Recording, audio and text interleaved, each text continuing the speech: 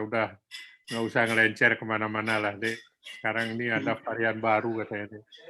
Ada 2 varian baru yang sangat ganas sudah masuk ke Indonesia, COVID ya. Hati-hatilah, ya, Dek ya. Jadi adik-adik semua, jadi pada hari ini saya diminta untuk memberi kuliah tentang RAS, Dek.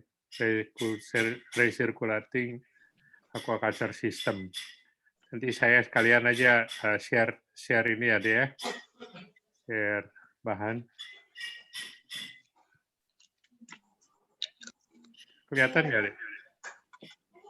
Kelihatan, Pak. Kelihatan ya, alhamdulillah. Ini kalau kelihatan. Baik.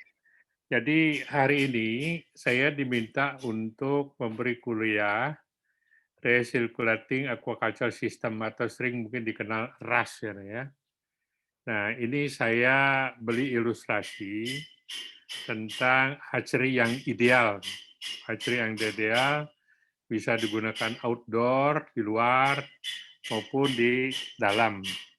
Nah, ini konsep yang saya juga pernah ikut inisiasi. Ya, di dalam hatchery itu ya kalau harus ada bak induk ya deh, supaya yang tergantung sama orang lain. Ini bak induknya kita letakkan dekat ke laut ini. Di sini kita buat tambak yang besar itu untuk nursery ya. Ini tempat induknya di pinggir laut, langsung di ini kita paling dekat. Kemudian di belah kirinya ini, nah ini bisa 2 fungsi nih. Ada fungsi pendederan dan pembesaran. Nah ini bisa dibuat RAS atau dibuat sistem RASW biasa yang ini. Makanya letaknya ini bisa dibuat RAS, makanya kita buat pisah-pisah satu sama lain. Nah ini tidak boleh berhubungan air ini. Jadi cuma satu aja pipa di sini langsung bisa di ini, pipa langsung ke ini. Tidak boleh berhubungan karena begitu dia berhubungan satu kena penyakit yang gedung ini bisa kena penyakit. Jadi ini bisa digunakan untuk pembesaran, bisa untuk RAS dan bisa untuk pendederan. Nah kalau yang ini untuk pembesaran larva di gedung ini. Jadi kita kasih transparan atapnya supaya masuk ini cahaya. Ini untuk pembesaran larva. Kemudian ini untuk pembesaran plankton nih. Plankton seperti rotifer ya, Nanochloropsis. Nanochloropsis kalau rotifer ini di dalam sini kita buat rotifer, kemudian itu membuat pendaratan artemia kita taruh di sini. Jadi di luar sini nih ada bak-bak khusus untuk Nanochloropsis green algae. Ya, kita taruh di luar. Nah, di sini ada reservoir. Jadi stok air yang kita treatment biasanya kalau tidak pakai UV biasanya di dalam sini. Kalau di stok air ini biasanya kita treatment menggunakan klorin. Klorin pada malam hari kasih aerasi yang kencang, besoknya baru digunakan. Dan mengklorin tidak boleh siang hari. Kalau siang hari di klorin itu airnya tidak efektif ya. Jadi 8 jam muncul lagi bakterinya. Jadi ini reservoir yang kita gunakan untuk persiapan air untuk mengairi semua sistem. Jadi ini ilustrasi saja ya. Jadi siapa tahu adik nanti begitu selesai diminta untuk mendesain hatchery minimal ya adik sudah atau mengerti tentang tata letaknya minimal. Jadi kalau tergantung nanti luasan arealnya. Ya. Ini yang idealnya kayak begini nih. Nanti yang tidak ideal nanti kita akan cobakan untuk hanya untuk RAS ya, hanya untuk hatchery yang khusus untuk recirculating hatchery. Berikutnya kita coba untuk melihat apa yang kita bahas hari ini. Karena RAS itu penting itu adalah watering systemnya nih. Ya, treatment air di dalam RAS-nya itu. Pertama ada yang disebut biofiltrasi ya. Nah ini mungkin adik pernah lihat ya di hatchery itu ada plastik bulat-bulat yang bentuknya kayak corona, ada yang bentuknya kayak bamban. Nah itu sebetulnya biofilter gitu. Jadi di dalam filter benda-benda yang kecil-kecil bulat-bulat itu dikasih biofilm sebetulnya. Jadi gunanya itu nanti bakteri menempel, bakteri itu campuran, konsorsium dia. Nempel, nah itu dia akan menggunakan amonia, berubah dia. Gunakan amonia untuk energinya dia rubah jadi nitrat, jadi nitrit, kemudian jadi nitrat. Kalau amonia bahaya, itu bahaya, itu racun untuk ikan. Nanti kita jelaskan satu-satu. Kemudian juga ada treatment kotoran keras. Kotoran keras ini yang dimaksud, jadi solid treatment itu jadi seperti kotoran, tainya ikan, itu disebut solid treatment, kotoran yang agak keras gitu. Nanti juga ada yang kotoran yang berbentuk liquid. Liquid itu cair dia, seperti protein yang larut di dalam air. Nah itu gimana cara memfilter? Nanti kita buat nanti fraksi. Ada protein skimmer namanya. Protein skimmer ada atau protein refraction. Jadi itu dikasih air kencang, berbuih dia, dibuihnya dibuang itu yang disebut dengan kotoran yang liquid. Kemudian yang lebih penting lagi oksigenasi. Jadi kita memasukkan oksigen ke dalam sistem, dalam bak. Yaitu ada bermacam-macam cara, nanti kita akan tunjukkan satu persatu. Kontrol pH. Nah, kalau untuk ikan laut sih, air laut tidak terlalu bahaya ya, karena pH air laut kan 7,8 sampai 9. Yang bahaya itu untuk air tawar. Kadang-kadang airnya langsung drop pH-nya itu karena kebanyakan bakteri yang menggunakan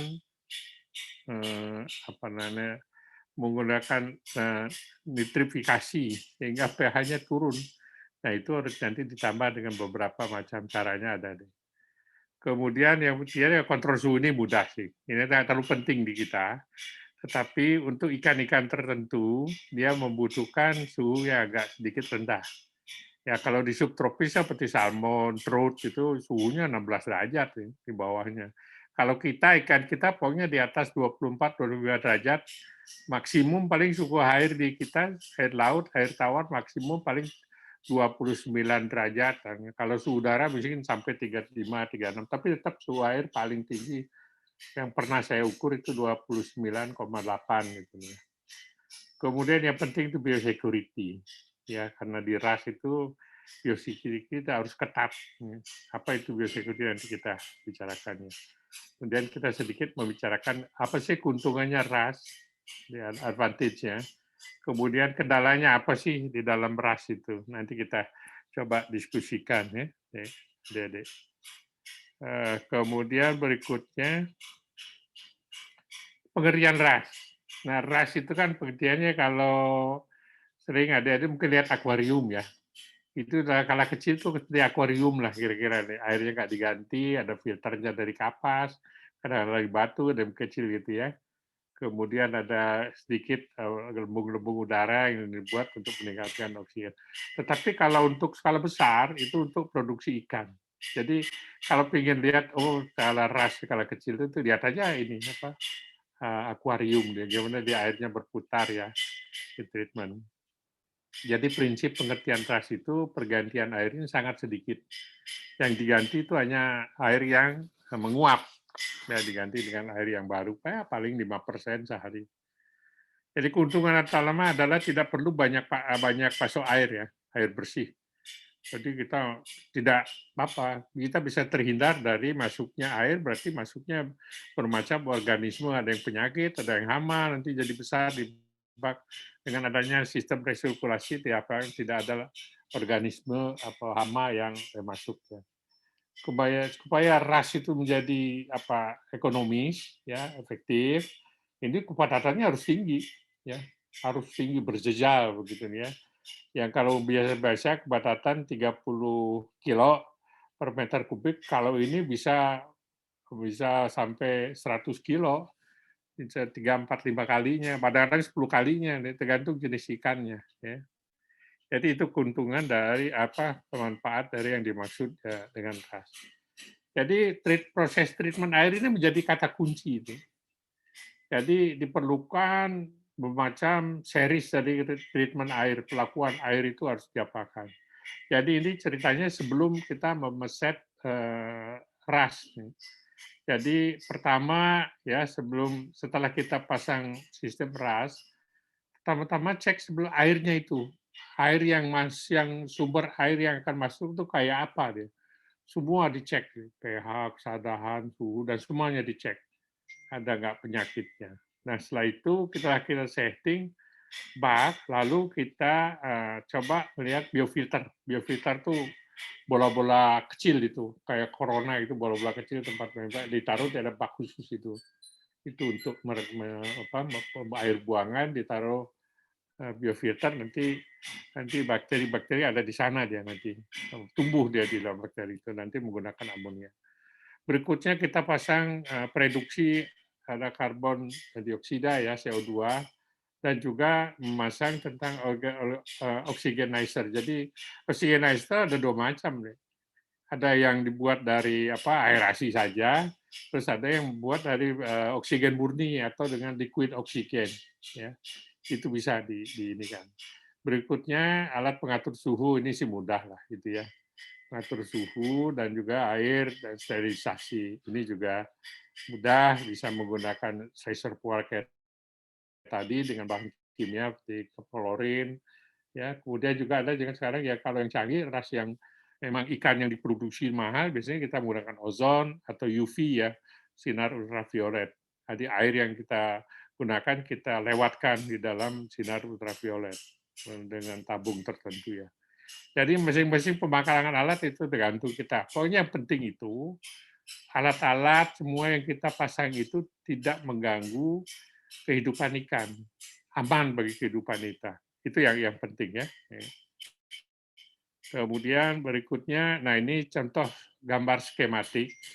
Tadi bayangan tadi treatment air apa saja yang ada. Seperti contoh nih, circulate tank ini tank ikan lah, bayangkan tank ikan.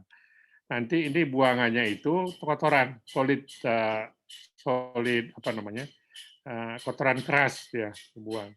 Nah ini yang dari atas ini kan kadang-kadang ada sisa-sisa protein, sisa pakan yang ada, tapi ada yang sisa terlarut juga.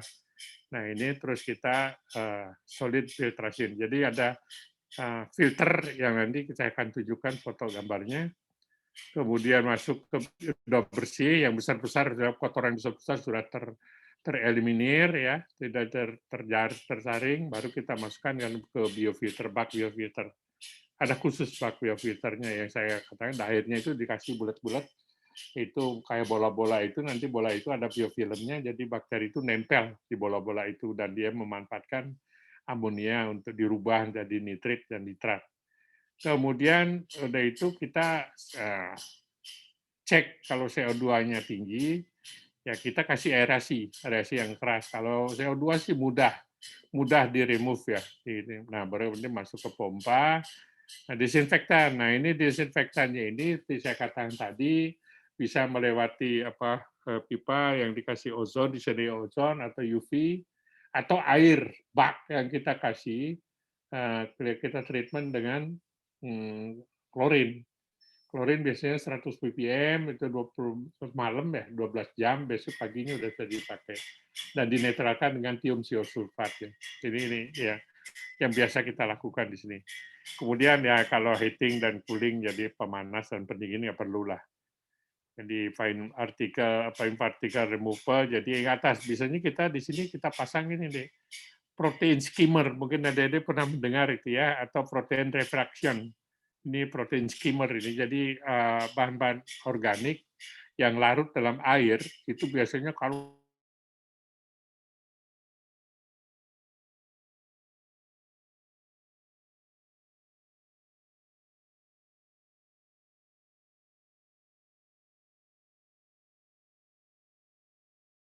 itu kita cek.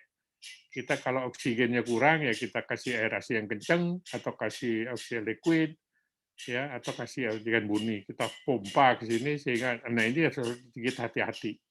Ya hati-hati. Berikutnya ini kan skema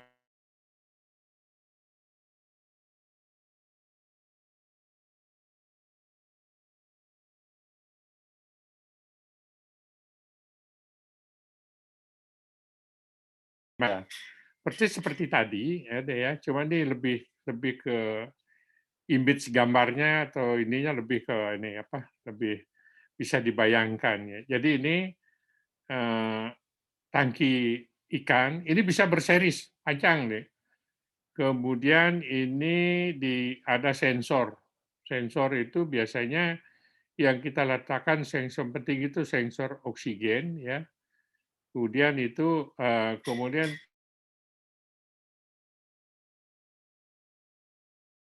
saya katakan tadi ini ya inflow oxygenation. Jadi di sini kita masukkan oksigen ya, itu bisa aerasi kencang, bisa dengan liquid oksigen. Nah, jadi kalau ini mesin pakan, kita taruh di sini mesin pakan ya, secara otomatis ya terus pakan itu keluar. Jadi antara oksigen yang masuk, kemudian yang dikontrol tetap selalu dimonitor. Nah, yang canggih itu deh, dulu saya pernah punya sistem kayak begini, kerjasama dengan Denmark yang kita pasang di Gondol Bali. Ini sistem ini secara otomatis sih. Ya, jadi yang disebut 4.0 itu ini kita udah jalankan ini. Jadi kelihatan betul kalau oksigennya turun alarmnya bunyi.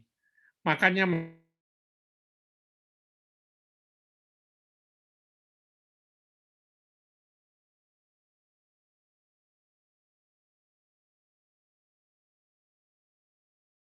ikan. Jadi solid material. Jadi kotoran yang keras yang besar masuklah ke drum. Ini mechanical filter ini nih. Jadi kotoran-kotoran yang besar ini tersaring di sini, ya. Jadi particle filtration drum di sini dia. Nah di sini udah gitu masuk airnya itu keluar, masuklah dia ke kita disinfektan di sini. Kalau UV boleh, ozon boleh, itu ya. Jadi drum ini yang mengontrol nanti fotonya coba kita udah masang ini kita masang di Lampung dan teman-teman di Takalar ya kita udah di Lombok ya kita masang. Nah, ini bak ini jadi air yang partikel besarnya kotoran-kotoran ikannya sudah tersering di sini, airnya agak bersih, kemudian masuklah dia ke bak ini. Nah, di bak ini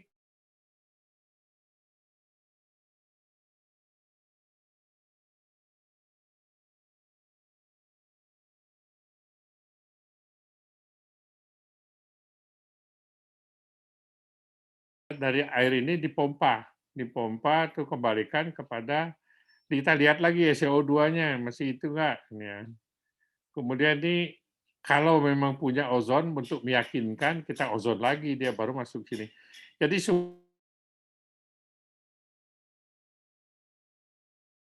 itu oh ini masih normal ini semua ada angka-angka ya. Semua ada angka-angka. Nah itu udah masuk kembali sini. Persis kayak skema tadi ya. Kayak skema tadi, cuma ini lebih lebih kepada realnya dari ininya apa dari alat-alat yang digunakan. Nah, ini tadi yang saya sebutkan ini mekanikal, jadi bahan-bahan kotoran yang itu akan menempel di sini kotoran besar nanti dari sini di bawahnya di flushing dibuang di bawahnya itu. Jadi kalau beda mechanical filter dengan biological filter bola-bola kecil di dalam bak, nanti bakteri itu akan tumbuh, bakteri itu ya di dalam bak itu bakteri itu dia akan memanfaatkan amonia. Amonia itu berasal dari sisa pakan, kemudian dari feses, dari kotorannya ikan. Itu dia akan rubah menjadi nitrat. Kalau amonia itu sangat berbahaya. Amonia itu NH4 dan NH3, sangat berbahaya untuk ikan. Dia nafsu makan berkurang dan kadang-kadang membunuh ikan. Jadi rubah jadi nitrat. Nah, kalau sudah nitrat itu aman, bukan toksik dia. Tidak terlalu toksik ya. Kalau ada plankton ya biasanya dia sebenarnya berfungsi sebagai pupuk. Jadi amonia buangan itu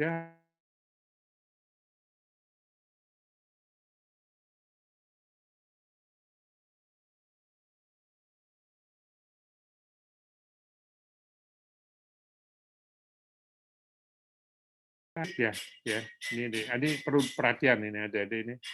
Ini biasanya saya tanya ini nih ya tentang apa manfaat biofilter itu ya. Itu untuk merubah amonia ya. itu menjadi nitrat. Kalau nitrat itu sudah tidak beracun, tidak toksik ya. Kemudian besarannya adalah kalau dia lebih besar dari 0,2 miligram per liter itu sangat toksik bagi ikan. Jadi nutrifikasi bakteria adalah autotrof ya, yang merubah amonia menjadi nitrat lalu nitrik lalu nitrat. Nah ini biasanya terjadi di bak ini, di bak ini biasanya kejadiannya di bak ini, di biofilter di sini. Jadi di sini yang merubah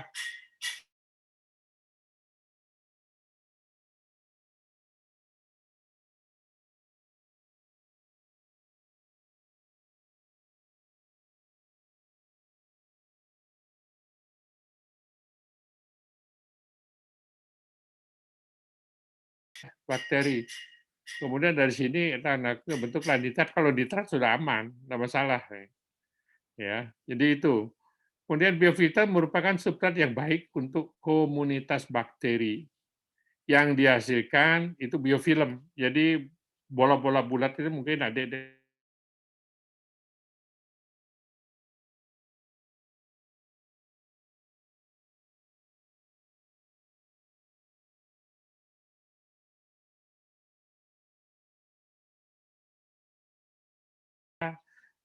lubang-lubang filter di situ. Nah, bakterinya bakteri apa, Pak? Macam-macam bakterinya.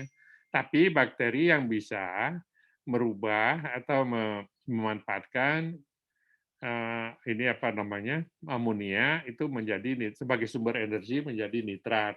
Itu makanya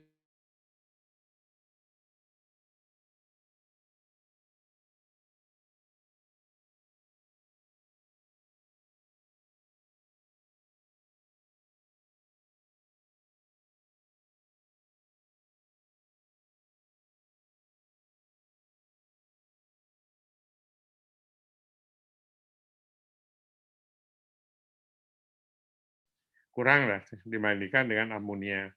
Apalagi yang udah lebih besar dari 100 ppm ya, itu nggak salah. Kemudian yang penting tadi ada maintenance filternya, bola-bola itu sering dicuci ini. Sering dicuci sehingga menghasilkan memanfaatkan amonia lebih efektif lah, ya gitu ya. Berikutnya membersihkan feses solid ya. Sekresi ikan atau kotoran ikan, ya cairan dan kotoran, feses solid dan itu harus dibersihkan. Harus itu kalau tidak dia nanti berbuih gitu ya. Berbuih kotor ya, bahan organik nanti bakterinya seneng dia tumbuh kalau kotor gitu di banyak bahan organik. Nah, yang penting itu ya begitu lihat kotorannya biasanya kan karena bulat baknya, kemudian kita kasih aerasi muter, biasanya kotoran itu ngumpul ya di bawah nih. Nah, itu biasanya dengan membuka pipa yang di bawah tadi, buka pipa ini jadi kotorannya akan keluar, dibuang gitu ya. Tapi ada kalanya juga karena takut ikannya kecil itu kadang-kadang disipon ya.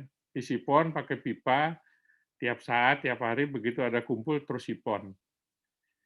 Pengeluaran PSR paling mudah ya kalau mau dengan sand filter atau dengan sand filter yang bisa di backwash.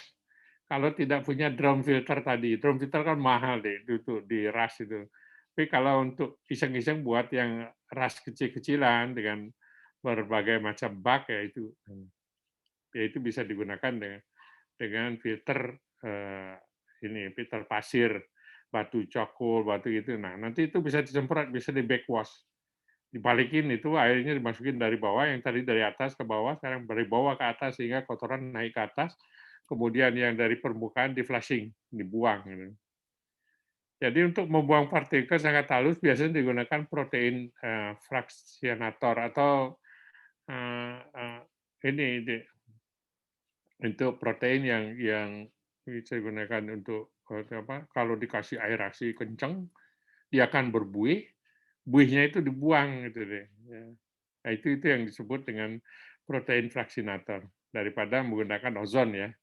Ini lebih kalau ozon kan waduh salah-salah kita kena ozon bisa ini kulitnya bisa mengelupas ya. Jadi itu harus hati-hati. Jadi solidnya ini sekali lagi solidnya itu bagusnya sih dibuang dari bak yang di bawah, kemudian di sini dibuang nanti ada semacam atau pembuangan lah itu deh untuk solid ininya. Kemudian oksigenator, macam-macam bentuknya. Ada yang bentuknya kayak begini, ya, oksigenator. Jadi ini stok itu oksigen murni, itu ada liquid oksigen juga bisa di stok di sini.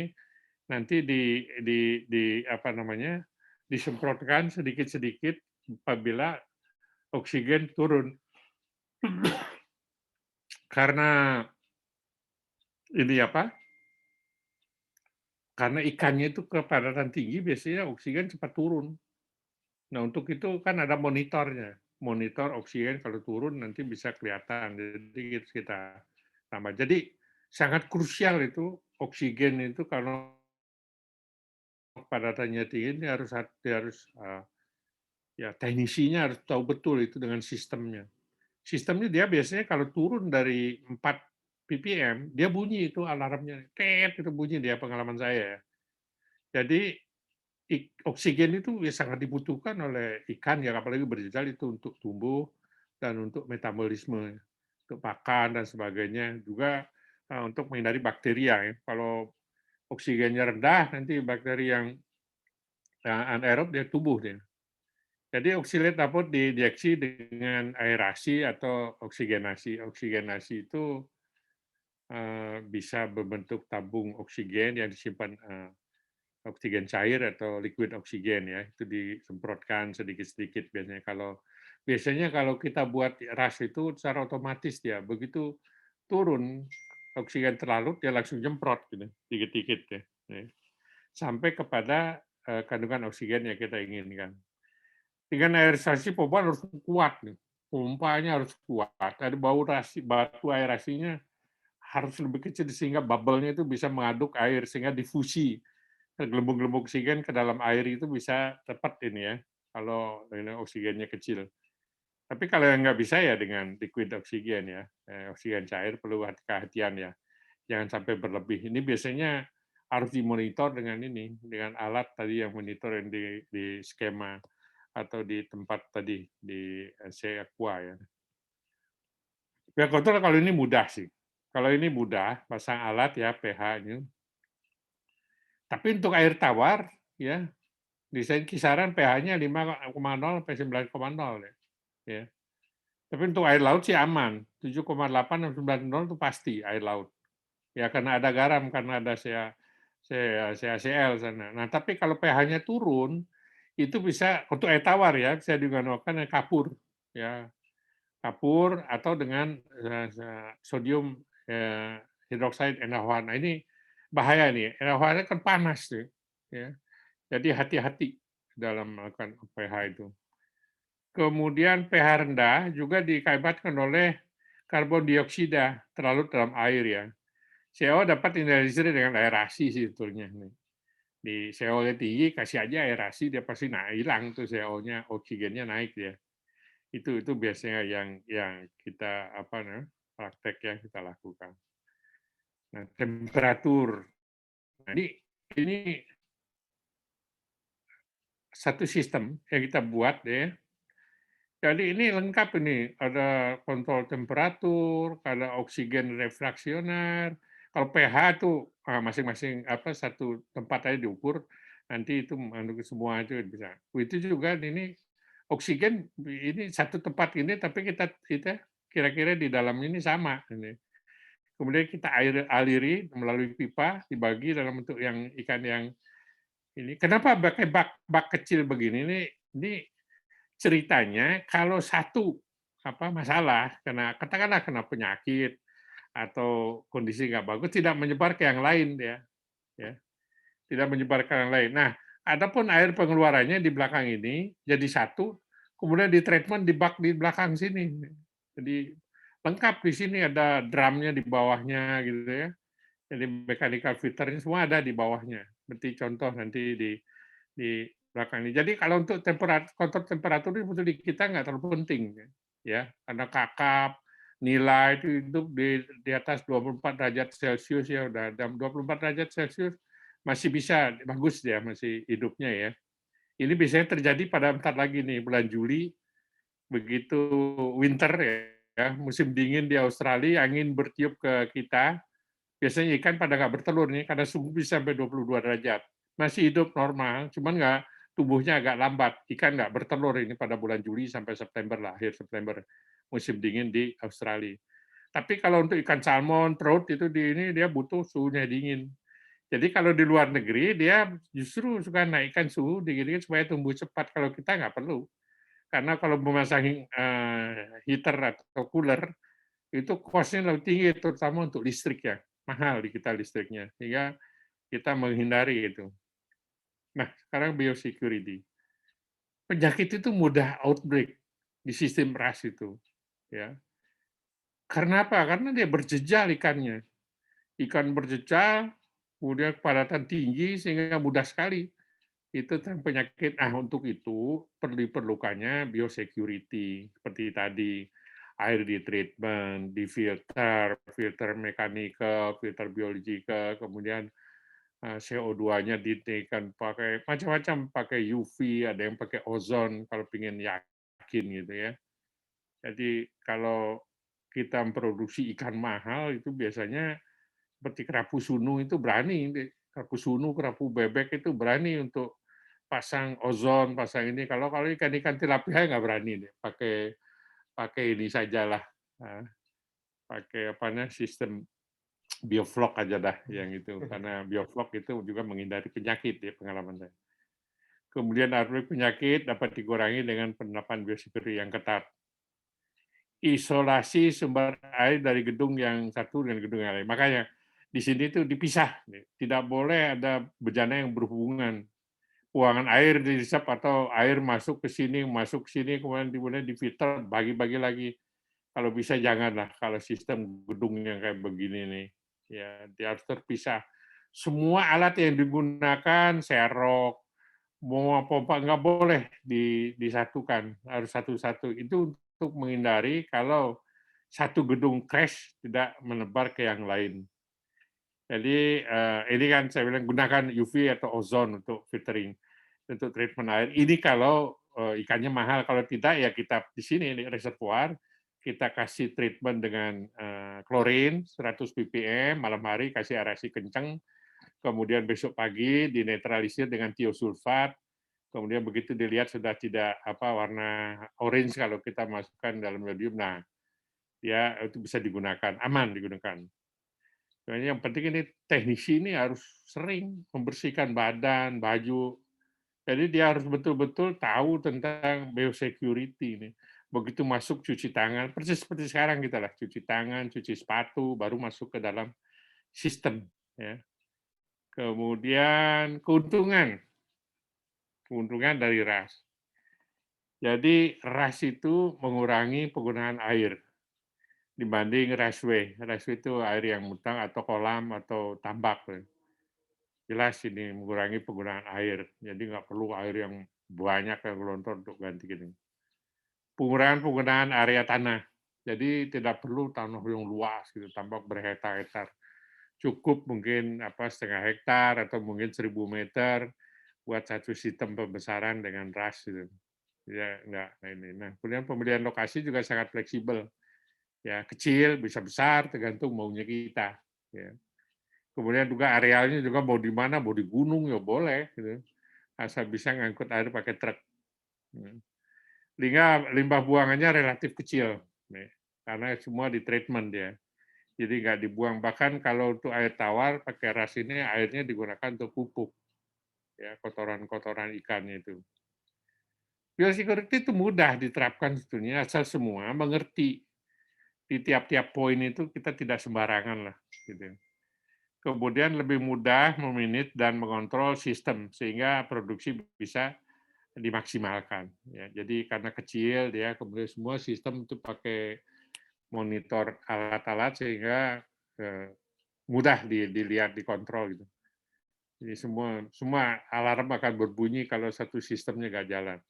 Cuman kendalanya itu tidak menguntungkan itu yang perlu modal besar. Ya, perlengkapan peralatannya perlu modal besar. Kemudian operasional cost-nya tinggi, terutama biaya listrik. Semua itu pakai listrik. Ya, semua sistem pakai listrik. Dan maintenance itu alat-alatnya, filternya, pompanya itu semua itu maintenance-nya itu lumayan itu biayanya. Kemudian teknisi tidak boleh sembarangan, harus betul-betul yang terlatih, mendapatkan pelatihan khusus dengan sistem ras yang di-set-up, yang dibangun oleh perusahaannya, kayak apa bentuknya. Cuma memang ya greenhouse emisi gasnya lebih tinggi dibandingkan dengan non-ras. Emisi ininya, gasnya itu karena banyak kali menggunakan apanya listrik itu kemudian memang kita tidak menggunakan apa namanya diesel gitu ya, tetapi air dan itu ke atas itu banyak sekali emisi-emisi gas yang dikeluarkan oleh kalau ini kan semacam greenhouse ya, jadi itu banyak emisi yang dikeluarkan. Jadi saya ini Dek kuliah ras dari saya. Mungkin ada satu dua pertanyaan Dek karena mohon maaf itu saya ingin ngelayat sebelah rumah ya Dek ya. Gitu, katanya jam 11 mau di mana dibawa ke kuburan gitu. Bagaimana ini?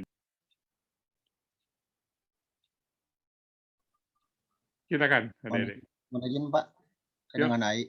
yuk. Ya, Pak, mohon maaf bertanya terkait tadi kan ada oksidasi ya Pak, Ya, oksigenan itu. Nah itu kan ada dua ya antara dengan menggunakan aerasi dengan menggunakan oksigen murni Pak. ya. Nah kalau untuk secara segi apa namanya kualitas apakah itu sama aja atau berbeda ya Pak? Karena kan Kalau kalau yang satu kan ya Pak, saya pengalaman Dek ya, kita apa berdasarkan pengalaman. Pak ya? Akhirasi Dek, kalau ada kotoran ikan, feses ikan, tai ikan gitu dia, dia ini deh hancur malahan mengaduk dia ke seluruh tubuh air deh ya.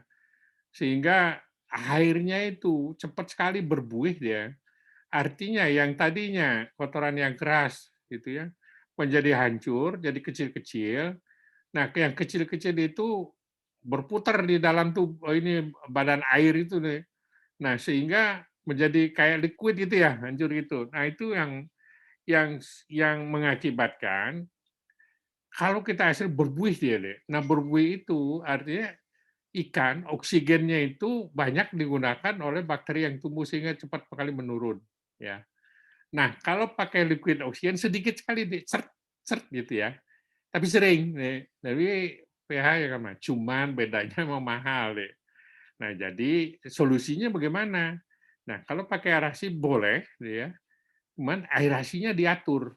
Artinya di pinggir bak itu dia muternya ke atas ke bawah terus muter terus ke bawah sehingga berkumpul di sentrifugalnya itu di dalam itu ya. Nah, itu yang kita sipon, sering kita sipon. Nah, memang kalau airnya mulai kelihatan warnanya sedikit berubah ya, berubah karena sisa pakan tadi ya, terus dia diaduk begitu. Nah, itu biasanya kita lewatkan dengan apa namanya protein skimmer namanya atau protein refraksian. Itu kan diras ya, ya. Kalau di tempat raceway atau itu nggak perlu kan kita ganti aja air. Tapi diras kan tidak boleh, harus airnya harus berputar dia. Nah, itu biasanya kita gunakan dengan protein skimmer atau protein refraksi gitu ya. Untuk mengikat, untuk membuang dari bahan organik itu jadi buih, buihnya itu kita buang. Itu deh yang pernah saya lakukan. Teman itu bedanya apa namanya yang bagus memang enak tuh pakai liquid oksigen deh, cuma mahal kan deh. Nyarinya di toko tertentu, kemudian alatnya tabungnya tabung tertentu deh. Tapi kalau untuk ras dengan ikan yang mahal ya nggak masalah deh. Nah itu kita pernah coba tapi nggak cocok deh di kita. Jadi pegawainya juga yang tadinya satu hatchery saya kan ini pengalaman betul ini deh ya, masang dari punyaan Billund, punyanya dari Denmark, kita pasang sama-sama, saya masang. Itu kalau kita biasa butuh orang 20 orang deh, ada yang bagian plankton, ada yang bagian pompa, ada macam-macam deh ya. Tapi begitu menggunakan das begini nih, cuma butuh 4 orang deh. Satu teknisi pompa, dua cuma mengontrol dengan alat di jalan atau tidak, kemudian mencuci filter ya deh ya. Kemudian yang itu emergency untuk nyimpan dan sebagainya, bersih-bersih dari ras itu sendiri, apa ada sistem yang nggak jalan atau tidak. Jadi memang saya pikir ini bagus ya di ke depan, cuman Ya itu saat ini saya merasakan itu banyak, jadi tenaga kontrak saya dilepas kan nggak bagus sih, ya.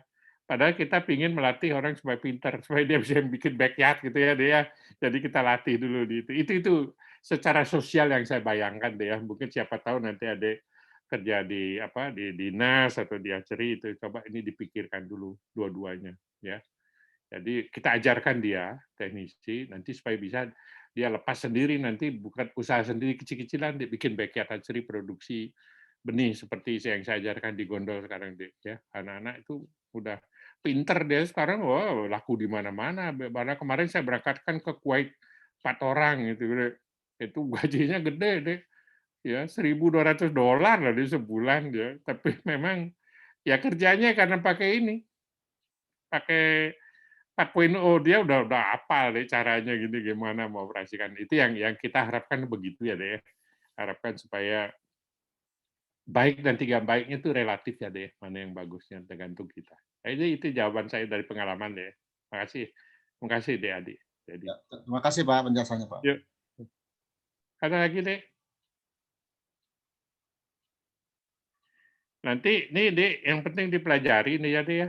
Fungsi-fungsi apa itu biofilter, apa itu mekanika filter itu. Karena ras ini ke depan kelihatannya deh ya, kelihatannya karena buyer konsumer dari luar negeri itu dia lebih prefer kalau kita produksi dalam ras. Kata mereka, kalau ras itu pasti bersih deh, bisa disertified produksi ikannya.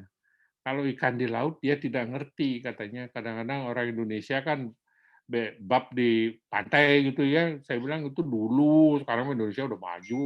Saya bilang nggak ada, semua punya WC. Saya bilang gitu kan. Jadi dia takutnya itu deh. Jadi dia takut Escherichia coli, Salmonella katanya itu apa terinfeksi pada ikan budidaya karena orang-orang Indonesia kan sering apa bab di pinggir pantai ya dia.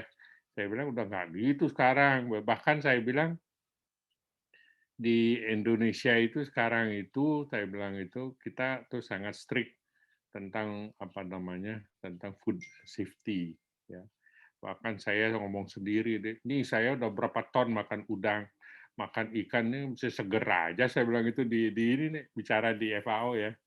Jadi untuk meyakinkan mereka deh mengenyek sekali dengan Indonesia sampai gini nih, sampai kekerangan ini sampai sekarang saya nggak bisa tembus deh kekerangan. Karena dia selalu bilang itu kerangannya kotor airnya gitu. Wah, saya bilang produksi di Indonesia bagian timur kan bisa. Nah, ras is better dia bilang. Karena ras itu dia yakin bahwa ras itu pasti bersih. Ya. Saya bilang asal kamu mau bayar mahal nggak apa-apa. Ya kalau memang ikannya ini apa bagus kualitas, why not kata gitu. Ya, gitu kira-kira deh ya. Jadi ke depan ini memang teknologi ras ini akan apa akan banyak diminati orang. Ya. Begitu deh kira-kira ini pengalaman dari luar ya. Silakan deh kalau ada yang mau tanya. Mohon izin Pak, ada Yuk, yang mau saya tanyakan nih Pak. yuk, silakan. Tadi Bapak menyampaikan bahwasanya teknologi RAS ini untuk ke depan lebih bagus dan untuk apa lebih layak untuk dikembangkan. Nah, ini yang jadi pertanyaan saya antara RAS dan teknologi bioflok nih Pak. Nah, ini Ya, kan sama memanfaatkan kualitas airnya. betul, betul, betul, betul. Kalau dari segi kualitas air RAS, mungkin itu lebih baik Pak. Betul. Nah, Jadi, yang jadi kalau saran saya ya, ya Pak. ikan air tawar hidupan daerah kotor juga hidup dia. Ya, Iya. cocok untuk bioflok deh. Pada ikan nila gitu ya, bioflok dia. Ikan laut, kalau pakai bioflok dia ikan laut itu maunya airnya jernih bersih kan deh ya. Mati dia di kerapu, kakap itu semua airnya harus bersih. Bila perlu pakai cuma green water atau clean water. Tapi kalau ikan tawar, dia kan airnya butek juga hidup dia ini. Jadi kalau untuk ikan-ikan tawar masuk juga udang nih, itu bisa pakai bioflok. Ya. Kalau pakai ikan tawar, pakai bioflok terlalu mahal deh. Ininya operasionalnya kan margin keuntungannya kecil. Ya, jadi harus kalau ras itu yang kita pilih itu ikan-ikan laut untuk konsumsi ekspor deh. Ya, kalau tawar kan paling nilai, kemudian itu patin bisa ya deh ya. Itu kan lokal itu deh, jadi marginnya nggak terlalu tinggi. Jadi kalau boleh saya sarankan, kalau untuk ikan tawar itu bagus pakai bioflok. Kenapa bioflok deh? Karena bioflok itu konsorsium bakteri kan ya. Jadi tidak ada yang namanya penyakit. Coba deh perhatikan ya kalau adik-adik nanti udah di lapangan nanya-nanya ke orang, bioflok tuh nggak ada penyakitnya deh. Jadi penyakit patogen itu mati dia kalah dengan konsorsium bakteri di bioflok itu kalah dia, jadi tertekan dia patogen nggak macam. Nah, lainnya halnya di RAS, di RAS itu filternya yang kita harus perkuat ya deh. Baik itu biofilternya kita perkuat, kemudian bahan-bahan organik kita minimalis agar jangan sampai tumbuh bakteri yang patogen. Itu kira-kira deh ya. Jadi kalau bioflok untuk tawar, kalau di laut kayaknya bioflok nggak tepat ya karena dia semua ikan laut tuh butuh air bersih sih. Ya, itu bedanya deh. Masih. Terima kasih Pak atas Yuk. penjelasannya Pak. Karena ini dibaca ya, nanti saya kirim ininya. Siapa tahu itu ujian nanti ya. Siap Pak. Dibaca. Terima kasih Pak. Pertama fungsi-fungsi ini deh.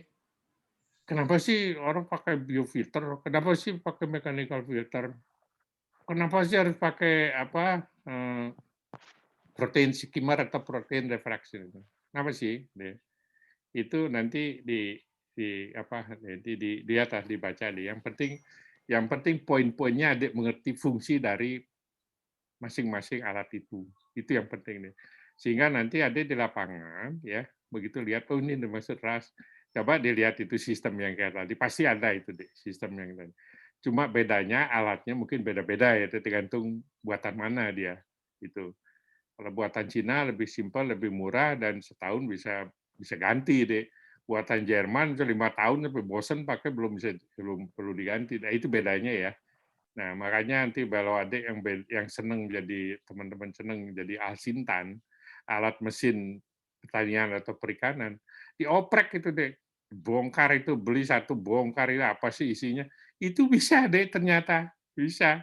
Saya nyoba itu dengan teman-teman ya, teknisi aja. Wah, ini mudah ini Pak, katanya cuma sistem airnya kayak begini, kasih aerasi kayak begini. Tuh, kan bisa tinggal scale up. Jadi dia bikin miniatur ya. Nah, ini menarik nih, pompa, aerasi itu semua.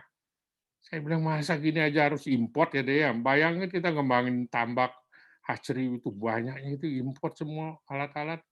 Kayaknya kita manusia import ya deh ya. Jadi mudah-mudahan generasinya adik-adik itu kita mulai menciptakan berdikari lah dia. Masa kita nggak bisa.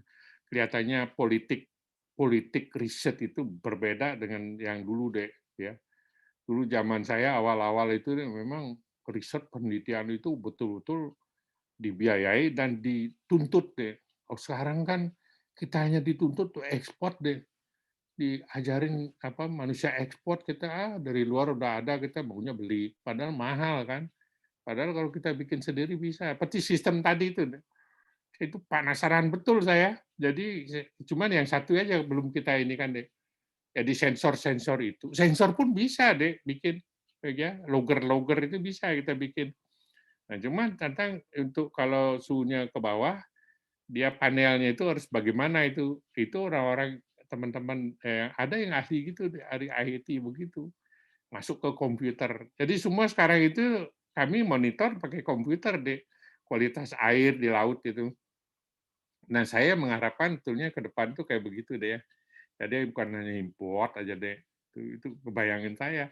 Makanya anak-anak muda yang baru masuk sekarang saya tepa, udahlah kita rubah pikiran kita. Jangan main komputer yang instan aja kamu, saya bilang itu. Bongkar ini alat ini, saya bilang itu. Masukin ke komputer, itu jalannya kayak apa dia. Kira-kira itu. Itu pembekalan yang di luar ini sih deh ya, di luar pelajaran supaya adik-adik mulai berpikir untuk bagaimana kita jangan tergantung sama barang import itu deh. Kita mulai mencoba untuk produksi sendiri. Kan mudah tuh kalau saya gitu ya lihatnya. Ya pompa gitu kan, bongkar, cari bahan lokal kita, dimodifikasi. Kayak ini SMK itu mobil itu loh, Dek. Cuman ya gitu, politik kita ngebunuh deh kalau bikin itu, dibilang inilah, dibilang itulah, nggak bisa ini maju, nggak kayak Cina gitu. Nah, makanya jadi kita harus di budidaya, di aquaculture itu saya ingin masa pompa aja nggak bisa sih, saya bilang gitu. Gitu.